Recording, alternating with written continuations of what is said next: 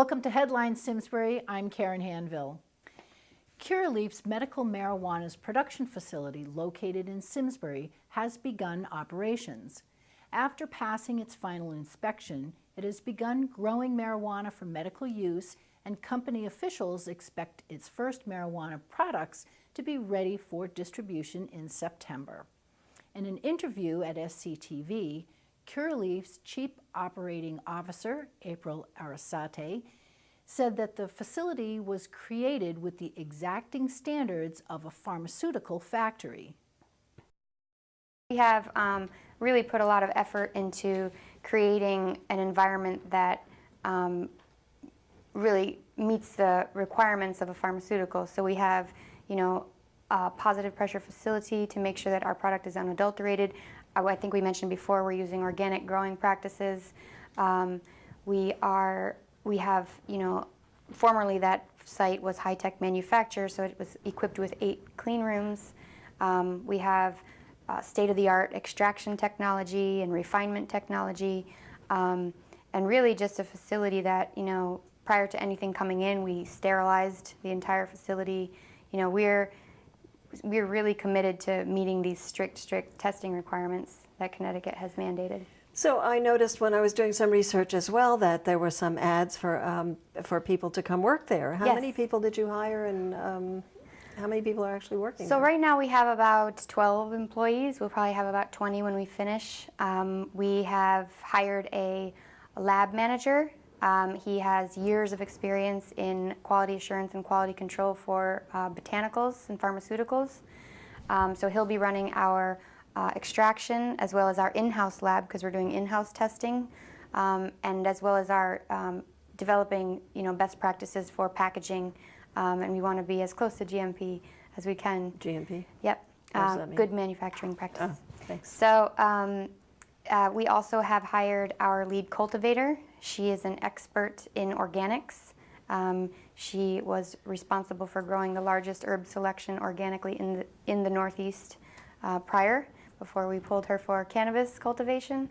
And then we have hired several grow assistants and an operations manager who is local, and are about to hire probably an administrative assistant. You can watch the full interview on Curaleaf with details on their products, security, and the state law which allowed the medical use of marijuana on the Talk of Simsbury program on the SCTV website, simsburytv.org. Simsbury's Social Services Department has added a new 14-passenger dial-a-ride vehicle for Simsbury seniors and persons with disabilities. The transportation program provides approximately 180 rides per week around town for medical appointments, shopping, senior center activities, visits to the library, town hall, and even dates with friends. Reservations can be made for rides needed between 8 a.m. and 12 noon, at least the day before you need the ride, by calling 860-693-6876. The service is door-to-door. An annual donation of $25 for an individual or $35 for a couple can purchase a dial-a-ride pass, which is available at the Senior Center and the Social Services offices located in Eno Hall. After nearly 40,000 votes cast over a 6-week period, Westport was the winner of the statewide contest to select the fan favorite town of the year. The announcement was made by the state tourism director on August 7th. In the final tally, Simsbury finished 7th behind Westport, Putnam, Niantic, Mystic, New London, and Torrington, but ahead of Clinton, Wethersfield, and Willimantic, rounding out the top 10. Not surprisingly, the top destination in Simsbury was the old Drake Hill Flower Bridge, and Simsbury's Tourism Committee is already thinking about how to improve Simsbury's ranking in next year's campaign. One of Simsbury's most important institutions is the Simsbury Public Library. Recently, the new library director, Lisa Kareem, came to SCTV Studios to talk about her first year and to update us on several changes that are coming, including the nationwide search for the library's first teen librarian, and the redesign of the library's website, which will be rolled out in September. It will be much more intuitive. It will be much more easy to navigate and to interact with, certainly to find what you're looking for. It will highlight better what the library offers so that the resources we have are not as underutilized as they are right now. There are also changes coming in programming with a new Scholar Speaker series and a new Friday night music format, which is supported by the proceeds of the Friends of the Library's annual book sale. It allows us to expand the number of programs we can offer to the community tenfold, and the breadth of the programs that we can offer. Our musical programs on Friday evenings will actually be changing a little bit in September. They'll go back to the award-winning Friends Coffee House setup that we used to have many years ago, and the Friends are the ones who support that program. So tell me about that. I don't know what that is. Well, in the past we've had music once a month on Right. Friday evenings, and it was the Friends Classical Music Series. We're going back to a more coffee house approach to it, so it's more of a destination, a place to go after dinner and sit and relax and listen to music and maybe chat with your friends and not so much be an audience. The entire interview with Lisa Cream can be seen on the Talk of Simsbury program at our website, simsburytv.org. Books and other materials are still being collected for the Friends of the Library annual used book sale until August 29th. The collection times are Tuesday and Friday mornings from 10 a.m. to noon and Saturdays from 10 until 3. They're looking for books in good condition, games, puzzles, DVDs, CDs, and recent software.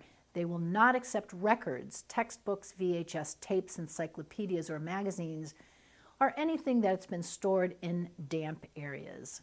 The sale will be on Saturday and Sunday, September 6th and 7th at the Simsbury High School. Also coming up is a program with Lisa Wilson of the Raw Food Institute. She will be teaching a class on how to tap into the medicinal powers of green juice therapy at the library on Thursday, August 28th from 6:30 to 8:30 p.m. For more information on Lisa Wilson, you can find her videos and blogs at therawfoodinstitute.com. The event is free, but registration is requested. You can call the library at 860-658-7663. The Simsbury Free Library also has a variety of programs planned. Here's Sarah Hart to tell you about their September calendar of events. Hello, my name is Sarah Hart and I'm the Program Director for the Simsbury Free Library. We offer a variety of different programs and events at the Simsbury Free Library. All of our programs are open to the public and many of them are free. RSVPs are requested via phone or email. We have a lot going on this fall at the Free Library. On Saturday, September 13th at noon, the Simsbury Free Library will offer its 5th program in its Simsbury Free Library on Simsbury series. Fred Feibel will give a talk about the lost village of Pilfershire. Located in present-day West Simsbury, Pilfershire was a tightly knit and thriving farming community in the mid-18th century. Come learn more about Pilfershire, how some of our earliest settlers lived, the homes they built, and the old cellar holes and remnants still visible today. This program is free, but space is limited, so we recommend that you contact us to reserve a spot. On Tuesday, September 23rd at 1 o'clock, Professor Ratliff will give a talk titled Hartford from 1820 to 1920. Tom will talk about the period of rapid industrial growth and large-scale immigration as the 19th century ended and the 20th century began. This is a repeat of the popular talk he gave last spring. This program is free for members and $5 for non-members. At the Simsbury Free Library, we love books and movies. We have a drop-in book club on the second Tuesday of every month at 11:15. Please feel free to drop in to discuss our featured book when you are in town or see a book that interests you. On September 9th, we will be discussing The Goldfinch by Donna Tartt. The story begins with an explosion at the Metropolitan Museum that kills narrator Theo Decker's beloved mother and results in his unlikely possession of a Dutch masterwork called The Goldfinch. Shootouts, gangsters, and the black market for art all play parts in the ensuing life of the famous painting in Theo's care. We present a different documentary or foreign language film on the fourth Thursday of every month at 1 p.m. Because of Rosh Hashanah, we will show September's selection, Cutie and the Boxer, on Thursday, September 18th at 1. An Oscar nominee for Best Documentary, Cutie and the Boxer follows the story of 19-year-old art student Noriko, who falls in love with 41-year-old avant-garde artist Yushio Shirohara and puts her career on hold to marry and support his rise in the Manhattan art world. Amazon calls Cutie and the Boxer a powerful and poignant documentary about creativity, sacrifice, and a love that is its own unique work of art.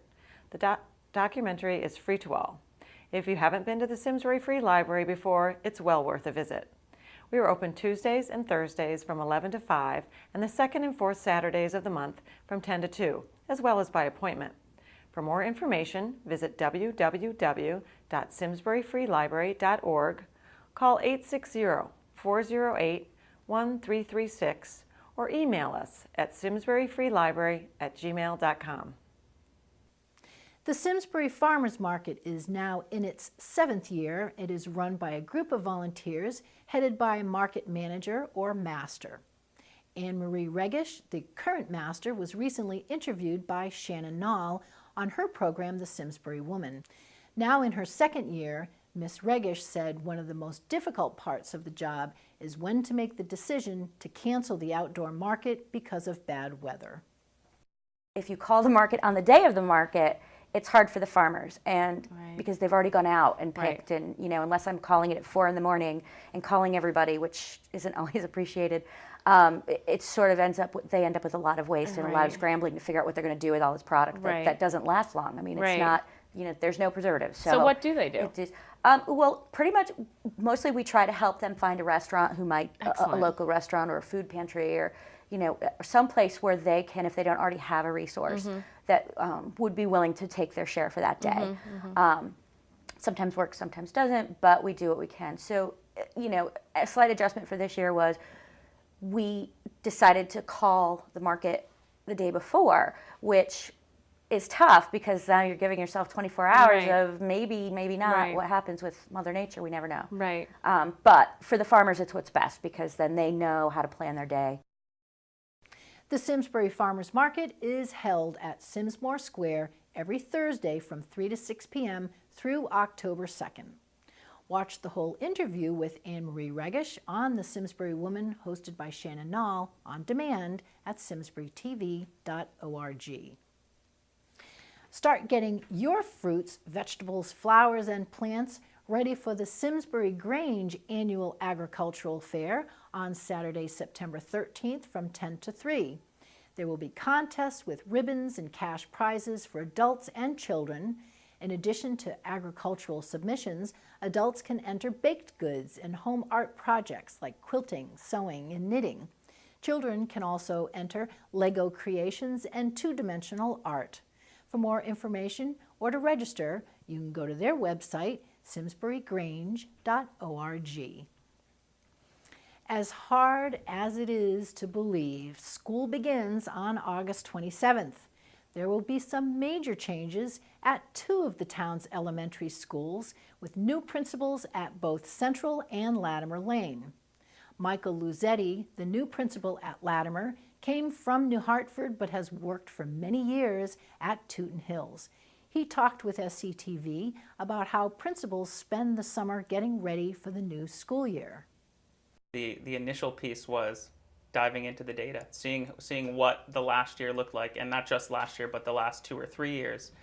So we can sort of, it's a long process to close out one year and assess where everybody is, and then, no sooner does that finish than we start looking at what those numbers are going to tell us about what our practices are going to be for next year. Getting together with other administrators, getting together with our teachers, working with our custodians and secretaries to make sure the physical plan is ready. But the bulk of the work really is laying out those goals and laying out those targets for the year to come, meeting with the superintendent and the assistant superintendents to identify the focus and identify how we're going to improve the quality of our professional learning communities, teacher collaboration, how we're going to use all the data from this year to set targets for next year, and what we're going to put in place to make sure that we continue to push the learning forward for our kids. So there really is never an off season.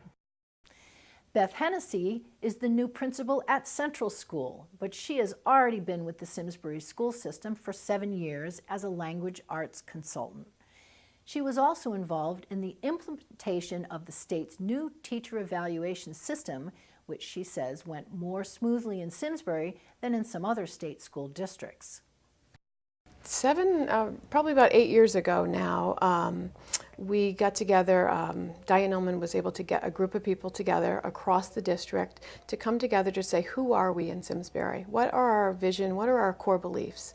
And we were able to set our own Simsbury teaching standards, our homegrown, this is who we are in Simsbury.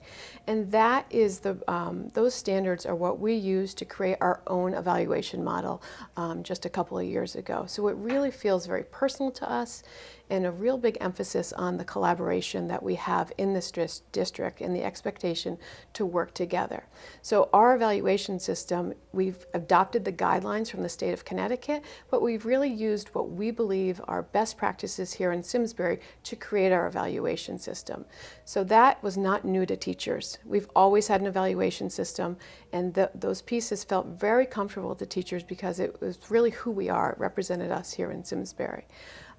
So we've just gone through the first year of adopting that evaluation model, and thankfully the district has allowed us to have multiple hours of professional development during the school year at all the schools to slowly implement the model, so teachers have a full understanding of each component of it, that we've taken them through every step of the way and really supported teachers' understanding of the model in order to implement it successfully. You can watch the whole program on demand at simsburytv.org or watch it on the educational channel 95 on Comcast every Monday and Wednesday at 10 a.m., noon, 3, 6, and 9 p.m. through the end of September. Some good bargains can be found at the Second Chance Shop's semi-annual store-wide clearance sale from August 30th to September 3rd. It's 50% off everything in the store. On September 4th and 5th, you can take 75% off, and finally on September 6th, you can fill a grocery bag or two with merchandise and pay just $5 per bag. The Second Chance Shop is at 12 Station Street, right across from SCTV, and it's open Monday through Saturday, 9 a.m. to 3:30 p.m. Before the summer ends, the Simsbury Recreation Department is offering 2 out-of-town bus trips. If you're a baseball fan, you might be interested in the bus to see the Boston Red Sox and Seattle Mariners game at Fenway Park on Sunday, August 24th for $89 a person. The second bus trip is to the Bronx Zoo on Monday, August 25th.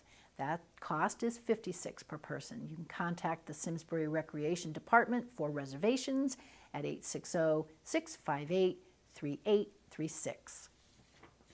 Tickets have gone on sale for the 6th annual Taste of Simsbury at the Riverview on Thursday, August 28th. More than 24 local area restaurants will be on hand serving from 5:30 to 8:30 p.m. Tickets are available at Simsbury Bank, Fitzgerald's Foods, Weldon Hardware, Horan's Flowers, or the Simsbury Inn. Don't forget to put Septemberfest on your calendar. This year, it's from Friday, September 5th through Sunday, September 7th, and includes 3 days of children's activities, musical entertainment, lots of food, and 20 local area restaurants, and a business expo, all at the Simsbury Meadows Performing Arts Center. Friday night hours are 5 p.m. until 10 p.m., ending with a fireworks display.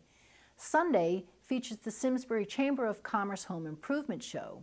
Something new this year, Simsbury Meadows Moonlight Pub will feature a large selection of beer from regional craft brewers and imported favorites as well as wine, soda, and other non-alcoholic beverages.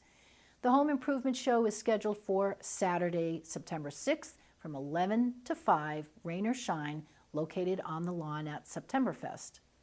Exhibitor registration forms are now available on the Chamber of Commerce website, and if you have any questions, you can call them at 860-651-7307, or you can email Dennis Jacobs, the Home Show Chairman, at the email below.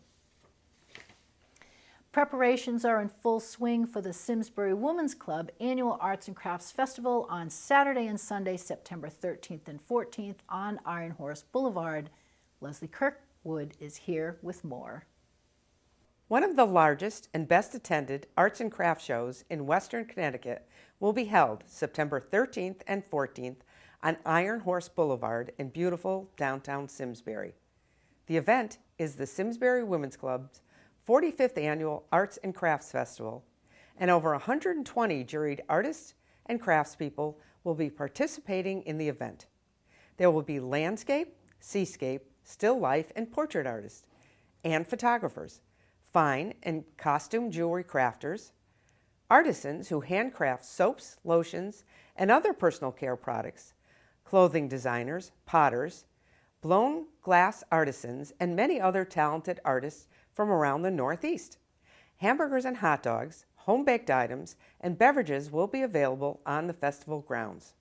There will also be an antique car show, sponsored by the Valley Car Collectors Club. Admission for the event is free, and there is plenty of free parking in lots adjacent to the festival grounds. The festival grounds will be open 10 a.m. to 5 p.m. both days, rain or shine. Most of the funds the Simsbury Women's Club earns through the event are cycled back into the community through donations the club makes to local nonprofit organizations that focus on the betterment of the lives of others and the betterment of the environment and the community at large. The Simsbury Women's Club's 2013 earnings were donated to the Simsbury Volunteer Ambulance Association, Keep Simsbury Warm, the Farmington Valley Visiting Nurse Association, the Simsbury Commission on Aging and Disability, and the Simsbury ABC House. Also, 2 academic scholarships were awarded to 2 qualifying Simsbury High School students, and a 3rd scholarship was given to an adult woman already enrolled in a college or university. The club also made donations to Hartford homeless shelters like My Sister's Place, Interval House, and the Salvation Army. For more information about the event, send emails to swc-artsandcrafts@yahoo.com. The East Coast Greenway Alliance and the Farmington Valley Trails Council have rescheduled their 58-mile bike ride from New Haven to Southwick, Massachusetts. Postponed by bridge construction earlier this year, the ride is now scheduled for Saturday, September 13th. State and town leaders, as well as bike and greenway advocates, will be making the bike trip starting at the southwest corner of the New Haven Green at 8 a.m., with a lunch stop at the Simsbury Performing Arts Center. The ride is free, but registration is requested. A bus shuttle will be provided back to New Haven for a $20 donation. And to register, go to eventbrite.com and do a search for FCHT. Senior bowling is back at the Blue Fox Rock and Bowl. A mixed men's and women's league of players over age 50 meets every Tuesday afternoon from 12:30 to 2:30. Both regulars and substitutes are needed. You can call Bill Morse at 860-653-6527 before August 31st if you are interested. A new exercise program has come to town, and it uses martial arts to lose weight and gain strength and fitness. Mike Liupa's Martial Body Fitness is a program presented by Numi Fitness. Mike believes his fitness program is a way to present the physical, physiological, and psychological benefits of the martial arts. This featured segment includes one of the many aspects of the Numi Fitness approach to better health and fitness levels.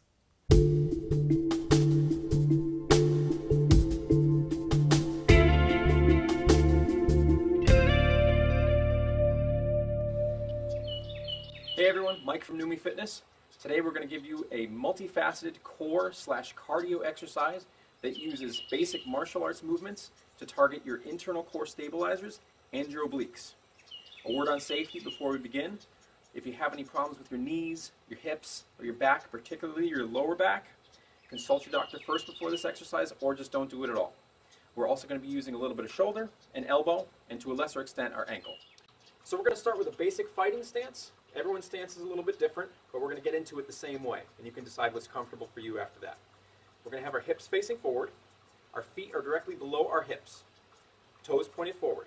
We're going to take one foot and drag it back, probably about 14 inches, 12 inches, and then angle the toes out 30 to 45 degrees.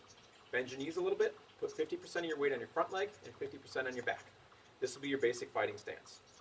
Now we're going to go into chamber position first, so we're not going to be on guard, as in a typical fighting or sparring situation. We're going to clench our fists and have the inside of our wrists touching our rib cage. What I'm first going to do is take my back hand, so the one off the back leg, raise that to my ear so my palm is facing out. I'm going to bring that across my body and past my face. Okay? Now, my back leg, you'll notice, came up. I'll talk about that in a second. After this movement here, we're going to bring it around for a hammer, and this goes to the face, maybe the temple or the cheekbone or jaw, and then it's going to come back into chamber again. As this comes into chamber, this other hand, the front hand, is going to come out in what we call a thrust punch or vertical punch. Now when you're doing this punch, I want to make sure that you're not extending too much, because if you're going at a high speed, you can hyperextend your elbow. So keep a little bit of a bend in the elbow for this one. So when I rotate my upper body, I want my heel to come off the ground and my toe to rotate inward. If I don't do this and I plant my foot on the ground, I'm going to be putting a lot of torque into that knee. And that's bad for that knee. The knee doesn't bend that way.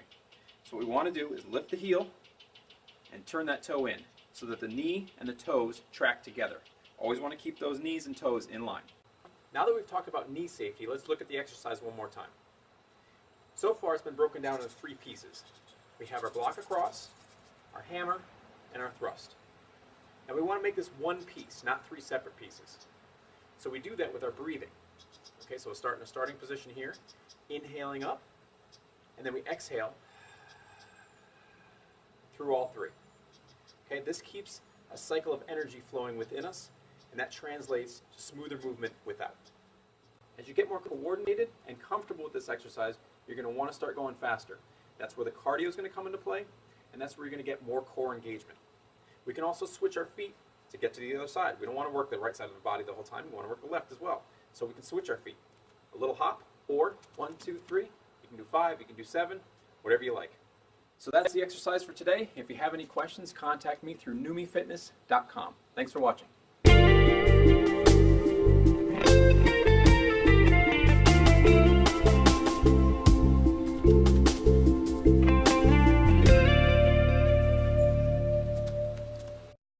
Did you know that Simsbury Community Television operates 3 separate channels? The public channel, Channel 5 on Comcast, for community programming produced by you, Channel 95 for educational programming, and Channel 96 for government programming.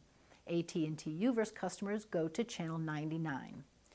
This is your community station to create relevant local programming. If you would like to volunteer or sign up for free training to create your own programming, visit us in the lower level of Eno Memorial Hall, call us at 860-658-1720, or email us at simtv@yahoo.com.